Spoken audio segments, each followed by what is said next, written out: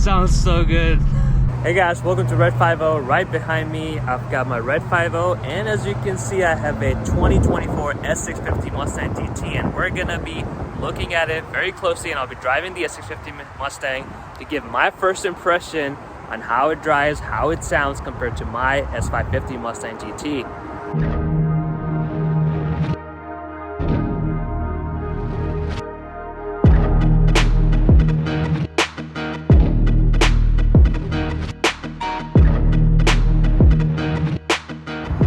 We've got both cars here, and I think it's a perfect combination. You got a bright red, race red, and then you got a bright blue, which is the grabber blue. That's one of the colors I would have gone with if I didn't go with the race red, but the grabber blue was only for 2017, 2022. Mine's a 2019.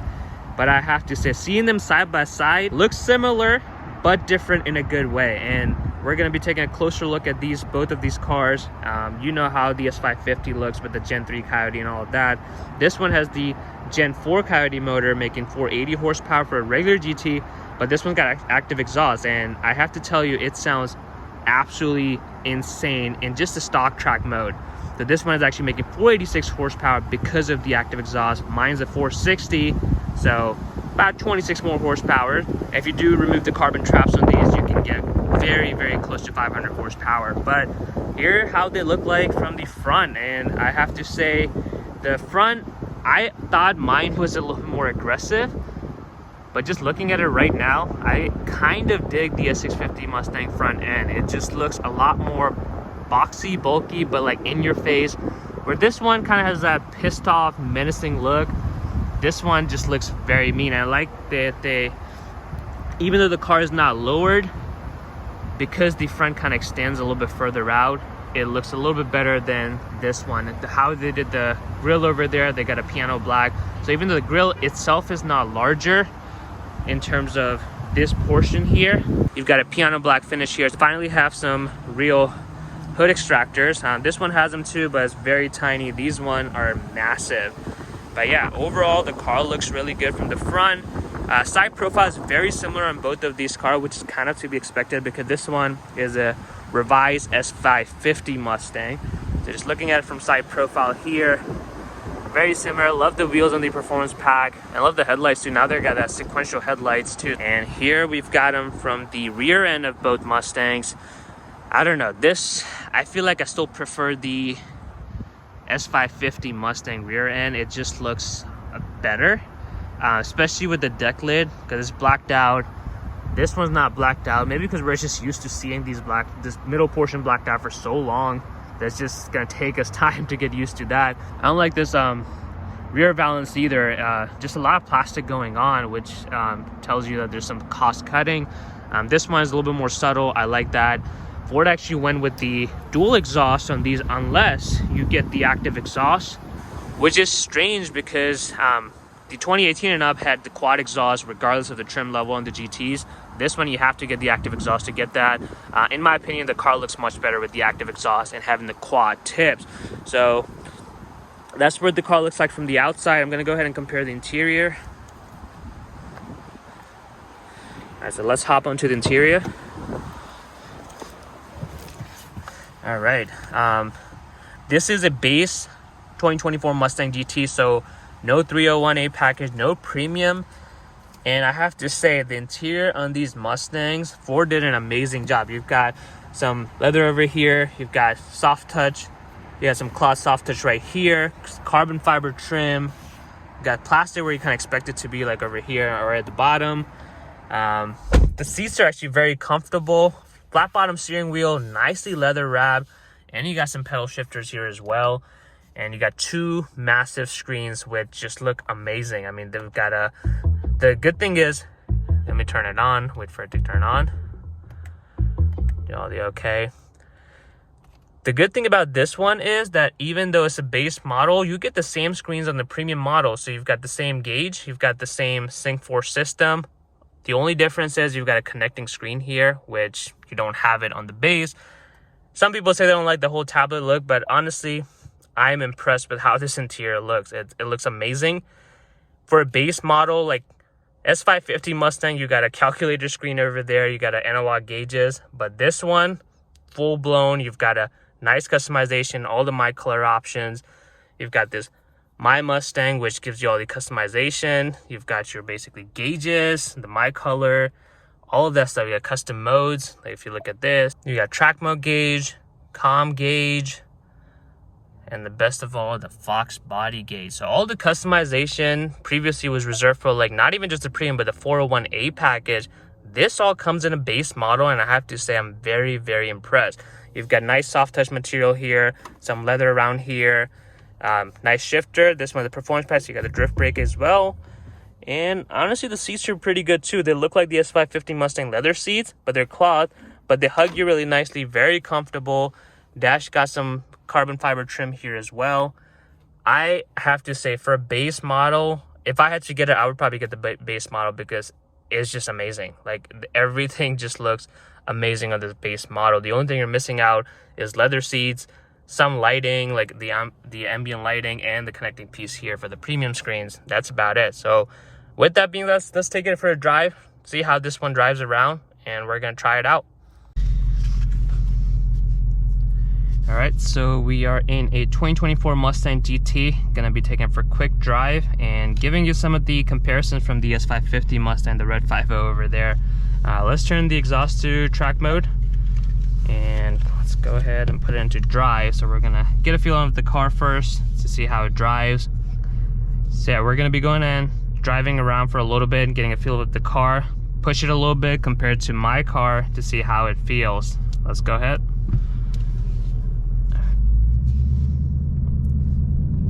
Exhaust is track right. All right. A lot of people commented the steering rack is faster on these than the S550 Mustang, so we're gonna try that out too.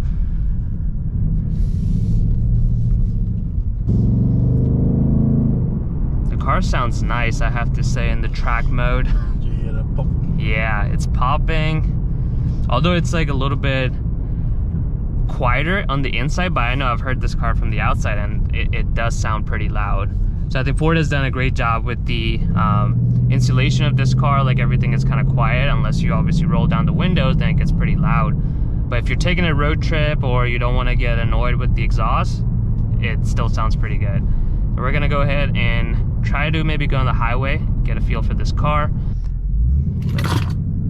All right, so we've got a rim coming up here. We're gonna try to push it a little bit.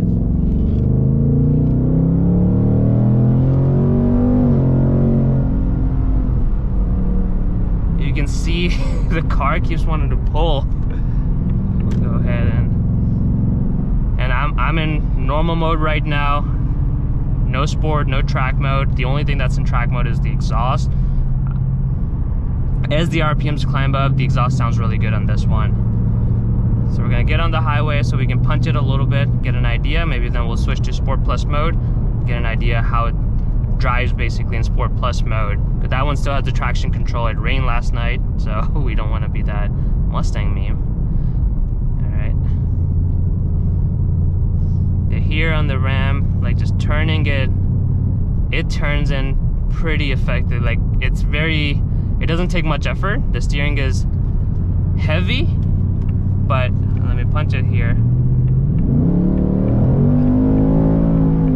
Oh yeah, it goes. And this is again normal mode.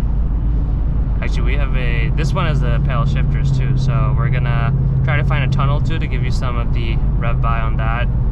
The 10-speed transmission, I don't know if Ford did something with the tuning. It seems a little bit better than what mine did when it was stock. It's not trying to gear hunt. You press the gas, it's gonna go in. There's no hesitation on that. Yeah. And I'm sure if I switch it to normal, so Sport Plus mode or track mode, it's probably gonna downshift much quicker. So let's go ahead and try to use the pedal shifters a little bit. So give you some downshift action, get it roll down the windows.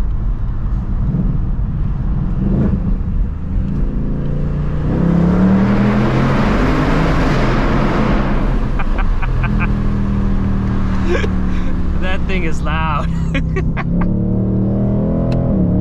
It's definitely louder than my S550 Mustang. with the active exhaust when it was stock.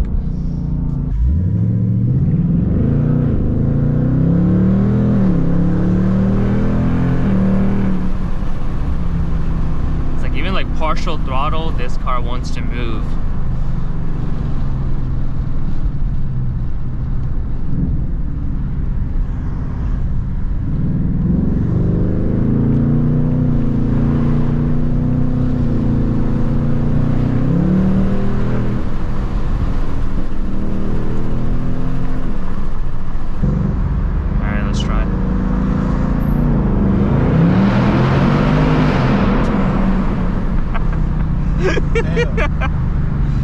It sounds so good.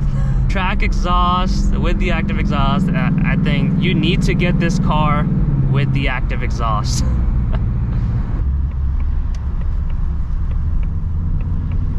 Alright, so we'll try to get the round. There's some cars here, but it's downshift. It's third.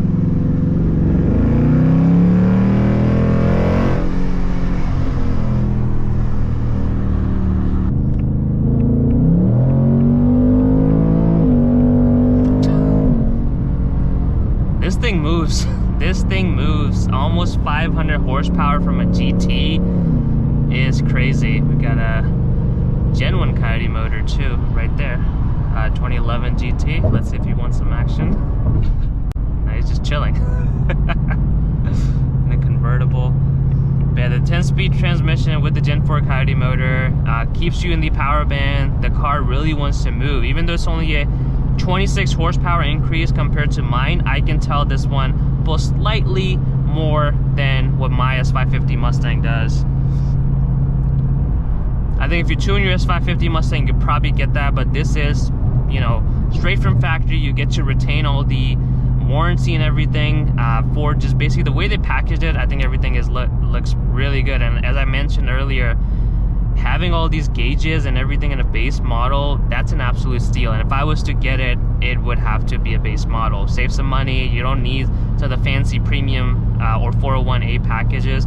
This is the one to get, where you get the GT, you get the V8, get the 10-speed transmission with the active exhaust. That's the perfect combination for these Mustangs. The steering, I can tell a little bit of improvement. I think it's, comparing it to the S550 Mustang, I have to say there's a little bit more power. The steering is a little bit more, a little bit better.